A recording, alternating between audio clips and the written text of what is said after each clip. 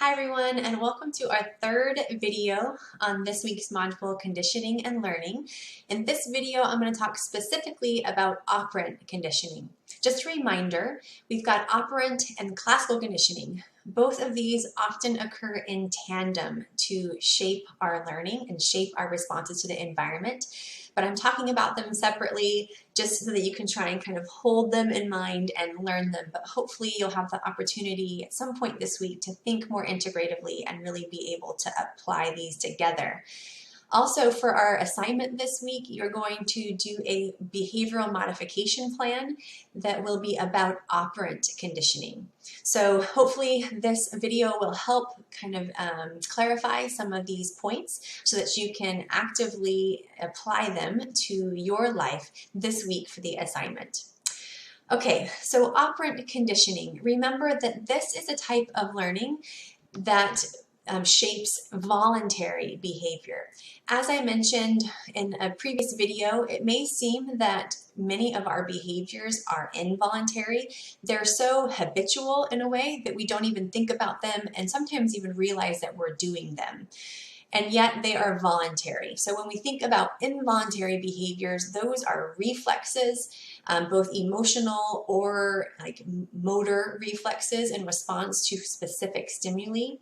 All of the behaviors that we're going to be talking about for this section are voluntary. And so many of our behaviors, in fact, most of them that we do on a day-to-day basis would fall under this category of operant conditioning, that we have learned to do them or not do them through the processes of operant conditioning.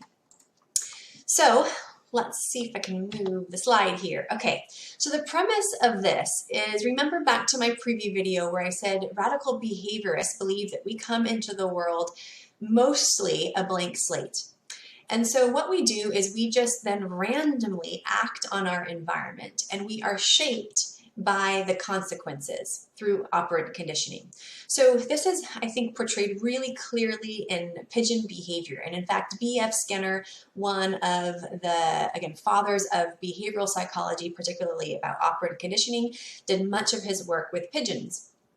And so he discovered you take a pigeon, you put it in a box, and pigeons just naturally peck at things. That's what they do all day long, right? Searching for food. So you put them in a box and they just randomly start pecking on various places of the box. If you create a hole, as he did here that you can see in this box, that if they peck that, they will receive a food pellet in the hole below.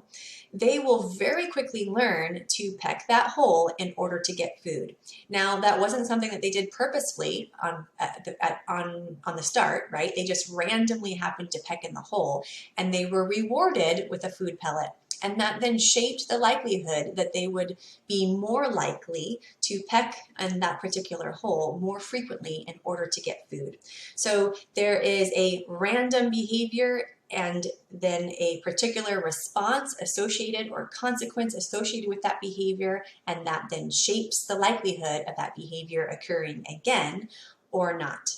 Again, if we can think about dog training, if any of you have had any animal, but we'll talk about a dog in particular, and had to train that dog to do certain behaviors like potty outside or sit for a treat or shake for a treat, you have likely used a reward system, treats, in order to shape that behavior.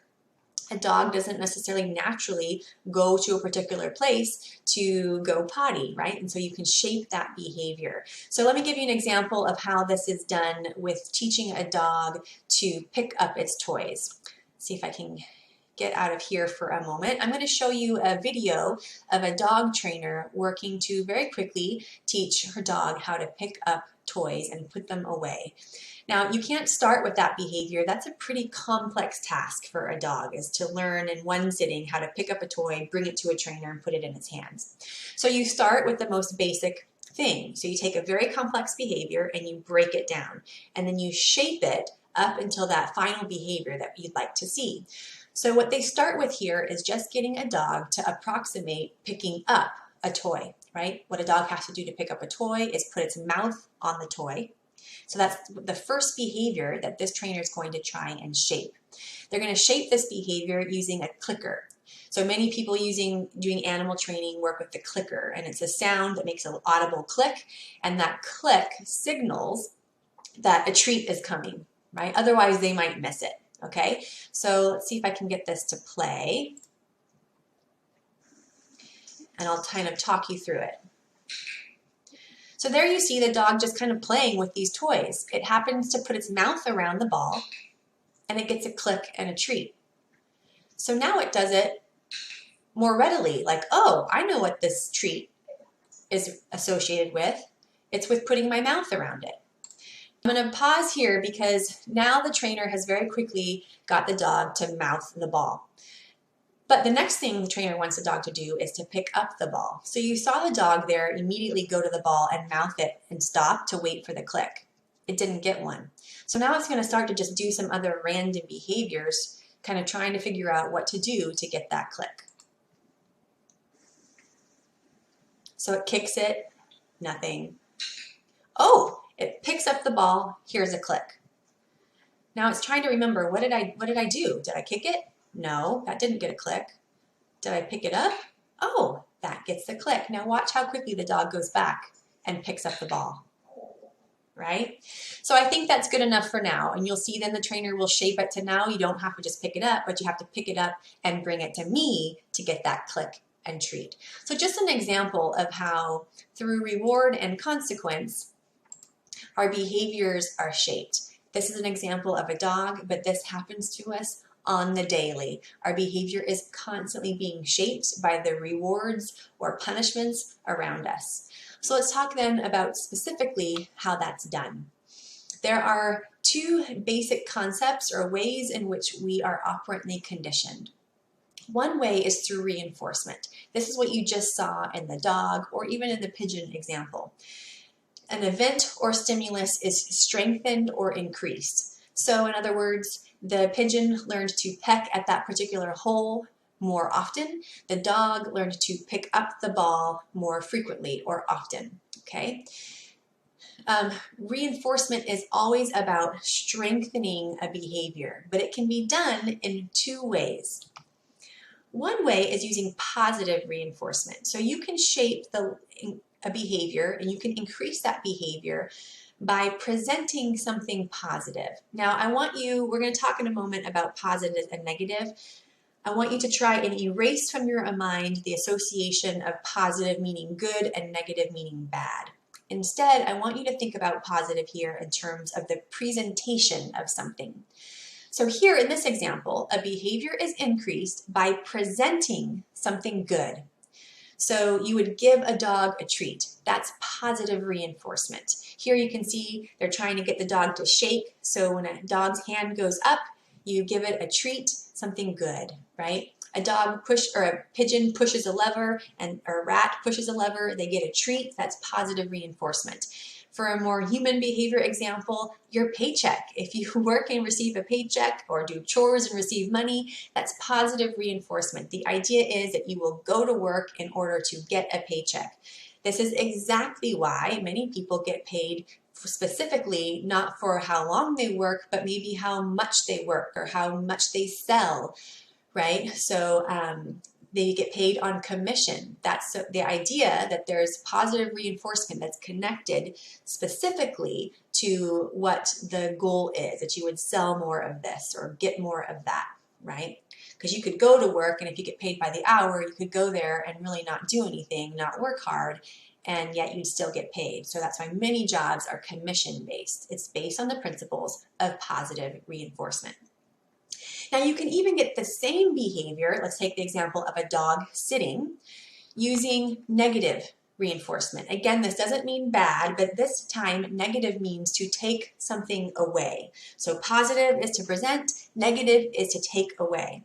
So you can strengthen a behavior, so in other words, get the likelihood of a dog sitting, you can get that behavior to increase by taking away something bad. So in this image, you see the example of using a choke collar. You can get a dog to sit by giving it a treat, pushing its bottom down, giving it a treat. You can also get a dog to sit by putting a choke collar around its neck.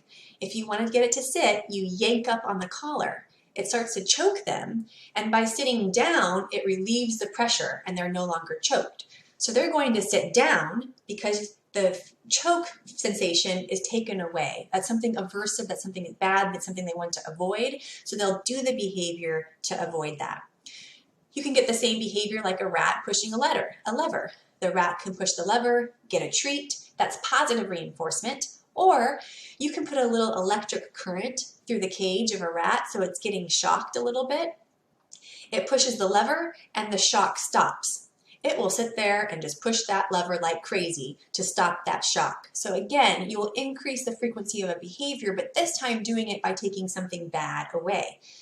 Same thing with medication. If you get headaches, you might take something like aspirin, ibuprofen for that headache. And the next time you get the headache, you are more likely to take aspirin because it takes away something bad, which is that headache, right? So these are all examples of when you want to strengthen or increase a behavior, okay?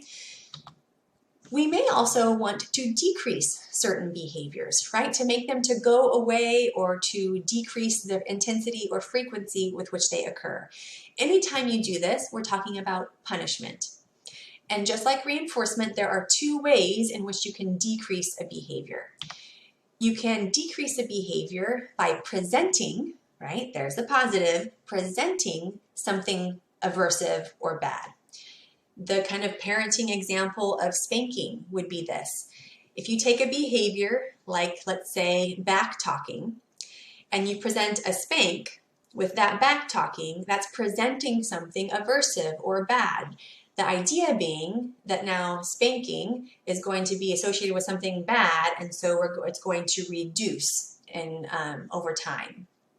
If you ever had your mouth washed out with soap for saying a bad word, same thing. It's a positive punishment. I'm presenting something gross in your mouth to get you to stop cursing, right? Speeding tickets, the idea is that you speed, you get a ticket. Tickets cost money, they go on your license and cost insurance, extra money in insurance, right? So that's something bad, and they're presenting it to you and hoping that then the likelihood of you speeding will go down.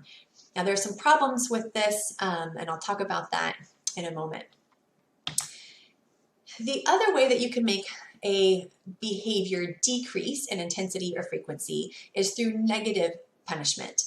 Again, negative here meaning taking something away. In this case, you're taking away something good, something pleasurable. So for instance, grounding. You take that same behavior like talking back, and instead of presenting something painful like a spank through positive punishment, you'll take something pleasurable away to try and decrease the behavior, like taking away free time, right? So if you are put in timeout, if you are grounded, let's say you're late for curfew, and so you're grounded or you ground your child, that's taking away something pleasurable that's associated with that one behavior of staying out late. So the idea is that you or your children will no longer stay out late, okay? So keep in mind, what are you trying to do to the behavior? Increase it through reinforcement or decrease it through punishment. And then there are two ways that you can do that. Let me pause and then come back to here for a minute. I wasn't going to talk about this because it takes too much time, but I just think it's really important because for this assignment, you are going to be designing your own behavior modification plan based on these principles. You're going to try and use reinforcement to increase a behavior or use punishment to decrease a behavior. I gave lots of kind of parenting and real life examples here, so let me just say an important thing to note about positive punishment. This can be very effective, particularly in the short term, right? But what happens here is it often doesn't generalize because the punisher has to be present.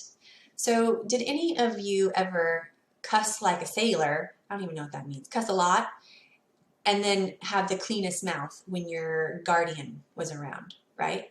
Because you knew you could go and cuss with your friends and they wouldn't punish you. In fact, you might be rewarded, right, through laughs. But you cuss in front of your parent and now your mouth is washed out with soap, right? We can speed on the freeway and the minute we see what looks like to be a police officer vehicle, we slow down, right? Because we know we can speed and certainly there may be repercussions. Speeding is dangerous, right? But we don't have to think about those. They're abstract. They don't often happen to us. And so, but we know we've had examples of getting speeding tickets. So the minute we see the punisher, we slow down, which is why sometimes we just park police cars around. You don't even have an officer in it because just the presence of a police vehicle can slow you down. So this works really well in the short term, but isn't internalized very well and tends to work best only when the punisher is around. Now let me give you one further example that I think is critical. Think about this combined with classical conditioning, okay? Because that's how learning often happens. Think about a caregiver who's often the punisher, who is trying to shape behaviors a certain way and primarily using positive punishment. Okay, so that means every time there's a particular behavior, there's a punishment coming from this particular person, right?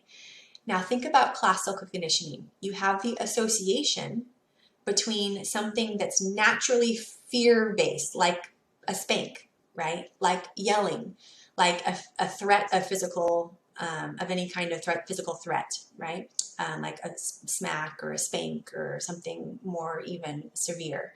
And that's always associated with this particular person. What can happen then is through classical conditioning is that person's presence alone can bring forth a fear response, right? So that's an example of how operant and classical conditioning can go together in a very specific way of parenting, but you can see, hopefully, you can start to make some connections and generalize this to how that can happen in all other kinds of circumstances, okay? Where someone's presence alone can be, because of operant conditioning, can begin to cue into an automatic fear response or perhaps feeling of safety and security, thinking back to attachment when we talked about with development, right? So all these things go together. Now, as I mentioned in the video on classical conditioning, we are social creatures and we can learn just as powerfully from watching others often as we can from if we experience it ourselves. We have mirror neurons. We have neurons in our brain that respond just by watching other people as if we ourselves are experiencing it. Our survival has depended on this, and so we have come hardwired being able to learn from others. Not all equally so, but all of us some nonetheless. So not surprisingly, we can be operantly conditioned by just watching people receive reinforcement or punishment. This started way back when with showing children images on TV screens and that they could learn how to engage with a novel toy just by watching a model do it on television. We know this is true when we look to children and the ways in which they model after their parents or imitate after a caregiver. Because they are learning, what do I do? What does it mean to be an individual? What does it mean to be a person of a particular gender or a sibling or a child, or right? All these roles and parts of our identity, we look to those around us and we adopt that kind of behavior. Now, we don't learn from everyone equally, right? But there are powerful models in our environment, and we are conditioned to engage in certain behaviors based on what we see. And a powerful research example of this was the Bobo doll study by Albert Bandura. Your textbook goes into this in a little bit more detail, where children watched a model engage with this novel blow-up doll, which they called Bobo. The model engaged in it in a hostile fashion. And though children that had watched the model engage in a hostile way adopted those same kinds of hostile behaviors. But we are not just like a parrot imitating what we hear and what we see. We often elaborate. So these children then did even more hostile behaviors. They were drawn to hostile toys versus non-hostile toys, and they even used non-hostile toys in hostile ways, just based on what they saw and what was modeled. So, think about the world around you, what you were exposed to, if you're a parent, what you expose your child to, and the kinds of things that they're seeing, and is this the kinds of thing that you want them to adopt? We often are kind of desensitized to the things in our environment. We think it won't affect us. But again, have you ever started just singing along with the song that you didn't really even realize was playing until you started singing along?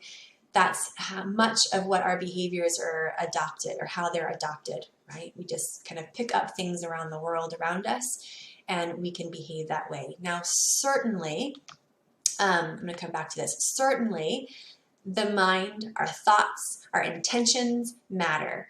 And so what I've been talking about thus far is kind of radical behaviorism. Most psychologists these days take a more middle ground stance where we think that we are certainly shaped by our environment, but that we are not just passive agents to our environment. We can engage actively, right, and change things. So not to be hopeless, right, but to be empowered by this. What are some kind of real life examples of operant conditioning in the world around us? Any kind of specialized animal training. If you yourself have an animal that does any kind of tricks or might have some specialized training like a service animal, if you've ever been to SeaWorld or the zoo and watched any kind of a show, or think about dogs that work for things like the the sheriff or FBI, all of those animals have been trained using the principles of operant conditioning. Therapy, both in terms of more kind of specific interventions for children with disabilities or adults with disabilities, is based on these. So I, for instance, as an undergraduate, was an applied behavioral analysis. That means I applied the principles of behaviorism to working with children with autism, to teach new reward structures around behaviors. That you take children with autism, and depending on where they're at on the spectrum, some of them might not be naturally rewarded by social interactions. And so you put in an artificial reward structure to help them then be rewarded for things like eye contact, like speaking, like imitating, right? So you use these principles for intervention to change behavior. The same can be true for parenting or for couples therapy. Think about a romantic couple, for instance, and a very famous couple researcher on romantic relationships, John Gottman out of the University of Washington, has done work to show that what's really important for the health of any relationship, not just romantic, is about someone kind of giving bids of attention and someone noticing that and responding to that. So a bid being like, I'm going to tell you about my day. I'd love for you to respond and show interest. I'm going to sit closer to you. Will you kind of, again, sit closer to me, to see me, to attend to me, to demonstrate to me that I matter?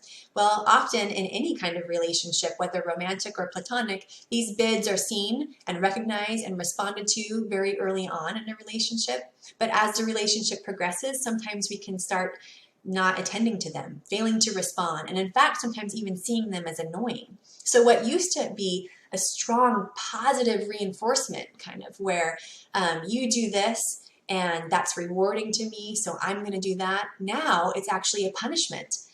So now I don't even want to tell you about my day because you don't pay attention, right? Or you maybe criticize me, and so I'm just going to stop talking. So lots of family and couples and even individual therapists can get in and look at a series, look at a relationship, look at behavior, and try and kind of reconstruct the reward structure. Finally, this is certainly a primary component of parenting and the education system. There's something called the token system, which you see here on your screen with all these smiley faces. Again, this is like shaping a behavior. This is an example of potty training, where you start with every single behavior that goes into successfully going potty on the toilet. And you reward for each one of those behaviors. This is what you're going to do for your behavior modification plan assignment, right? Pick a particular behavior, one that's very kind of simple, hopefully, and then you're going to somehow decide how you're going to strengthen it or decrease it. For this token economy, it's difficult, although it's done, to give a child a reward for every single one of these steps every single time they go potty. So what you might do instead is give them a token, and these tokens add up to some kind of reward, right? So if you ever in school had your name put up on the board or had your name taken off of the board, that was associated perhaps with, like, if that happens 3 times, then you're gonna, not get to go to recess. Or if that happens 3 times, then you get to go to the prize box, right? So these are little tokens that add up to some kind of response from the environment that will shape the behavior. So I hope you have a great time this week with this assignment. Couple things to be thoughtful of is, again, what's the reward or punishment structure going to look like? And I'm going to want you to be very specific about that, using the correct language and terminology. Think also about competing reinforcements or punishment. A common one that students do is, I'm going to, let's say, not pick up and check my phone, right? Well, think about all the ways why you might need to do that or want to do that. Also think about that the phone and all of your tools on your phone have been purposefully created often to be addictive. And so what are the things in your environment that can be more powerful than that? It might be very hard to figure that out. So think very thoughtfully about that, all the competing reinforcers around you. Think also in terms of the temporal connection. When you train a dog to go potty outside, if you send it outside, it goes potty, it sniffs around, it comes inside, and then you give it a treat, it has no idea what it just did for that treat, right? It thinks that it came to you to get a treat, so it's always going to come to you. I've had people say, since they're at home in quarantine, that their dog's always looking at them for treats because it associates you with a treat. Instead, you need to associate the particular behavior that you're trying to increase with a treat. So for instance, if you're trying to reward yourself for studying, don't reward yourself at the end of the day for having a good study time. Study for, an hour and reward yourself immediately for that hour. So the temporal or time connection between the behavior and the consequence matters significantly. So just a few things to think about. We're going to post our responses on Thursday, or we're going to post your plan, and then my hope is that you all will engage with one another around the plan. What do you think about it? What could work? What could not work? What might they do instead? All right, everybody, that's a long video. Thanks for hanging in there with me. I hope you have a great week. Enjoy this. Apply to your life, and happy learning.